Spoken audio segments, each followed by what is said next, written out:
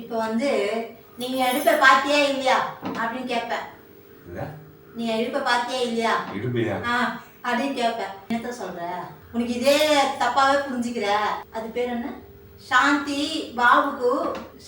Babu letter எழுதுனா அதை நான் உங்ககிட்ட இருந்து கொடுத்தா நீ தப்பா புரிஞ்சுக்கினேன் அப்படின்னு சொன்னோம். சொல்லு பாப்போம். அதுல சாந்திக்கு பாபு லெட்டர் எழுதுனா அதை எட்டு வந்து ஒன்னால கொடுத்தா நீ தப்பா புரிஞ்சு வச்சிருக்கிற. அப்புறம் வந்து அன்னைக்கு அப்படிதான் விரல் கட்டாயிடுச்சு. லெட்டர்ல என்ன இருக்குது நான் கரெக்டா சொன்னேன்.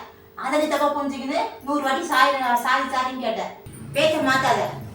நீ இடுப்ப பாத்தியா இல்லையா அப்படின்னு சொல்லுவேன். இப்ப நீ என்னத்த சொல்லணும்? அன்னைக்கு எனக்கு ஏன் ஆஸ்ட்ரே கொடுத்த அப்படின்னு கேட்கணும். கேள்வி பாப்போம். சொல்லு பாப்போம். ஆஸ்ட்ரே எங்க சொல்லணும்? ஆஸ்ட்ரே அன்னைக்கு இது கைக்கு வச்சுக்கணும். ஆஸ்ட்ரே நீ எனக்கு வாங்கி கொடுத்தல்ல, கைக்கு இப்படி கொண்டு வர நீ அதுவுமே பண்ணணும். சரியா? ஆஸ்ட்ரே நீ எனக்கு வாங்கி கொடுத்தல்ல, அது கூட ஃப்ரெண்ட்ஷிப்னு வச்சுக்கலாம். கீதா கிட்ட நான் பேசினேன். I love you Geetha, I miss you Geetha சொன்னேன். அப்ப நீ கேட்டல யாரு கீதா? கீதா யாரு? கீதா எங்க அம்மா. நான் சொன்னதுக்கு அப்புறம் விட்ட அதுக்கு என்னன்ற பேசுங்க.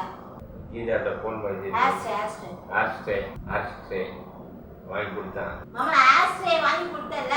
ஆமா சொல்லுங்க. ஆஸ்ட்ரே வாங்கி கொடுத்தல உனக்கா? நீ எனக்கு நீ எனக்கு வாங்கி கொடுத்தியே, ஃப்ரெண்ட்ஷிப் வச்சுக்கலாம். ஆஸ்ட்ரே எனக்கு வாங்கி கொடுத்தல, ஃப்ரெண்ட்ஷிப் வச்சுக்கலாம்.